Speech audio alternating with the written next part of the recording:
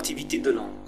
Les figures de style. Une figure de style, appelée aussi figure de rhétorique, est un procédé d'écriture, une manière d'écrire, qui permet d'exprimer les choses différemment de l'usage courant de la langue. Les figures de style pour l'écriture, pour bien comprendre, c'est comme les couleurs pour la peinture.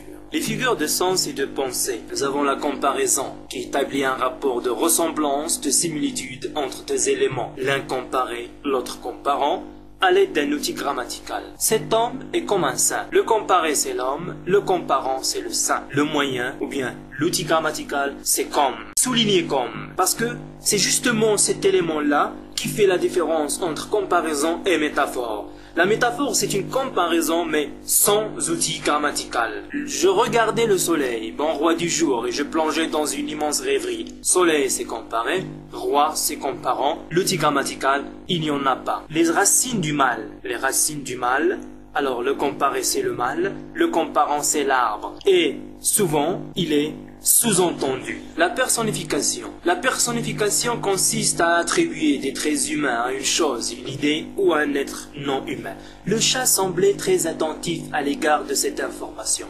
Être attentif à l'égard d'une information, c'est-à-dire écouter une information, c'est un trait humain. Un chat ne peut pas faire ça. Alors c'est la personnification. La périphrase. La périphrase consiste à exprimer une chose par une phrase au lieu de l'évoquer directement. Alors je vais dire par exemple, c'est le temps d'aller prendre un peu d'air dans la cour. Au lieu de dire tout court, c'est la récréation. Ce procédé-là, c'est la périphrase. L'hyperbole ou l'exagération, c'est utiliser des termes exagérés pour exprimer une chose. Un bruit a réveillé un mort, pour dire qu'il s'agit bien d'un bruit immense. Donc c'est une sorte d'exagération. Un bruit qui fait réveiller un mort, ça devrait être un bruit immense. La litote. La litote consiste à dire moins pour suggérer davantage. Ce garçon n'est pas bête. Pour insinuer, il est intelligent.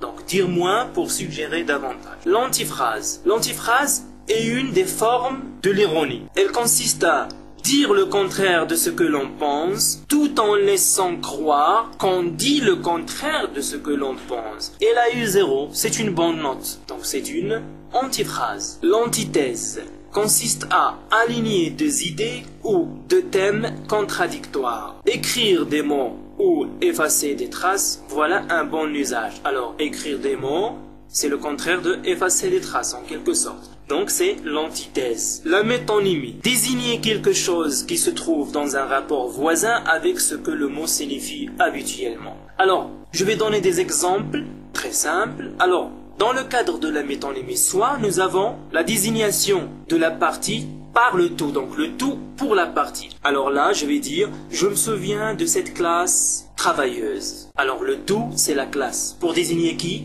La partie ou les parties, les élèves. Très bien. Alors le contenant pour le contenu. Un exemple, boire un verre. Alors boire un verre, le verre c'est le contenant, mais il désigne le contenu qui est le liquide, la boisson elle-même. Nous avons le troisième cas, la cause pour l'effet. Elle n'a pas pu venir, il fait froid. Alors là, j'ai évoqué le froid qui est une cause pour désigner l'effet qui est la maladie. Donc, au lieu de dire « il ne va pas venir, il est malade », j'ai dit « il n'a pas venir, il fait froid ». La synecdoque, c'est une métonymie qui désigne un lien d'inclusion, c'est-à-dire la partie pour le tout.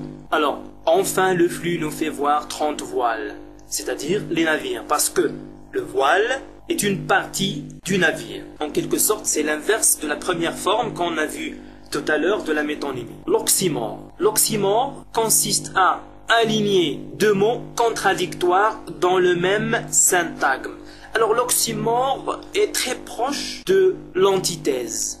C'est une sorte d'antithèse rétrécie. La seule différence, c'est qu'il faut trouver deux mots dans le même syntagme. Deux mots qui sont contradictoires dans le même syntagme. Alors, son beau visage laid sourit tristement. Alors nous avons beau avec laid et nous avons sourit avec tristement. Les figures de construction. Alors le parallélisme, c'est le fait de disposer des mots selon la suite AP, AP. Nous avons l'exemple, des trains sifflés de temps à autre, des chiens hurlés de temps en temps. Alors, des trains en parallèle avec des chiens, siffler avec hurler, de temps à autre avec de temps en temps. Le parallélisme, c'est comme en mathématiques, lorsqu'on parle de droite en parallèle. Le chiasme, c'est la disposition des mots selon la suite A, P, P, A. Qui rit vendredi, dimanche, pleura. Alors, rit va avec pleura, vendredi va avec dimanche. L'anaphore. Plusieurs stylistes considèrent que l'anaphore ne fait pas partie des figures de style, mais l'on va quand même l'introduire ici. Alors, l'anaphore est une reprise d'un mot ou d'un groupe de mots, lui-même ou par le moyen d'un pronom. Exemple, Rabat est la capitale culturelle. Rabat, la capitale administrative, elle est formidable. Alors, nous avons une reprise par le même mot, Rabat, mis en rouge, et enfin, la reprise par elle, le pronom personnel. Alors, comme je l'ai dit tout à l'heure, l'anaphore ne fait pas partie des figures de style, mais on l'a introduit ici parce qu'elle crée un effet d'insistance, de force, etc. L'accumulation, c'est le fait d'ajouter des mots synonymes, des mots qui sont synonymes, pêle-mêle dans une structure. Alors nous avons un exemple, en fait, de « il était fou ». Un peu aliéné. Il discutait, parlait, dialoguait. Alors, vous constatez que fou, aliéné, c'est presque le même sens, ce sont des synonymes. Nous avons aussi discuté, parlé, dialogué, c'est en quelque sorte la même chose. Alors, c'est une accumulation. On ajoute des mots qui sont synonymes. S'ils ne sont pas synonymes et que l'un vient renforcer l'autre, c'est que c'est la figure de la gradation. Alors, la gradation, c'est le fait d'ajouter des mots qui renforcent la densité du sens. Et pour vous expliquer, nous avons pris le soin de mettre des mots en couleur rouge qui montrent cette progression de sens et de densité. Alors, elle avait peur, elle paniquait, elle vivait la terreur. N'était-elle pas effrayée? Alors vous avez peur, paniquer, terreur, effrayé. C'est une gradation. L'anacolute, c'est une rupture de construction, une coupure dans la structure de la phrase. Exemple, tout le travail que tu m'as demandé, je l'ai, sans faute. Alors, à la place de l'étoile, il fallait dire, tout le travail que tu m'as demandé, je l'ai fait, sans faute. Alors là, nous avons une anacolute. Parataxe, la parataxe. Alors c'est un effacement et suppression des mots de liaison. Les mots qui coordonnent, souvent des conjonctions de coordination. Alors, j'ai vu la nuit noire, le ciel mécontent.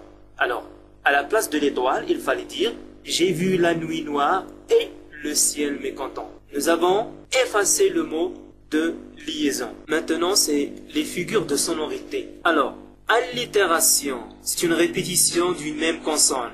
Le roi roulait sur la route du progrès. Alors là, vous avez la répétition soulignée en jaune de la consonne R. Quand il s'agit d'une répétition d'une voyelle, donc c'est l'assonance. Et nous avons cet exemple-là. Quand Pantagruel fut né, qui fut bien ébahi, perplexe, ce fut Gargantua, son père. Alors nous avons le en de quand et de Pantagruel et de Gargantua. Nous avons le a, Pantagruel et bailli, Gargantua. Et nous avons le u, fut, Gargantua et le e, né, ébahi. Dans un texte littéraire, la présence et la répétition des consonnes ou des voyelles est très significative. Nous avons là paronomase. C'est le fait de rapprocher deux mots de sens différents mais d'une sonorité proche. Le sens, il est différent mais la sonorité est proche. Par exemple, tu parles Charles, parle Charles. C'est presque la même sonorité, une sonorité qui est proche. Nous avons la contrepétrie. La contrepétrie, c'est une permutation. Mettre quelque chose à la place de quelque chose. Donc c'est une permutation de deux lettres ou de deux syllabes. Alors, nous avons l'exemple, tromper sonnette, pour dire sonnet trompette. Donc, il y a une permutation entre trompe et sonne. Tromper sonnette, sonnet trompette. Fin de cette séance.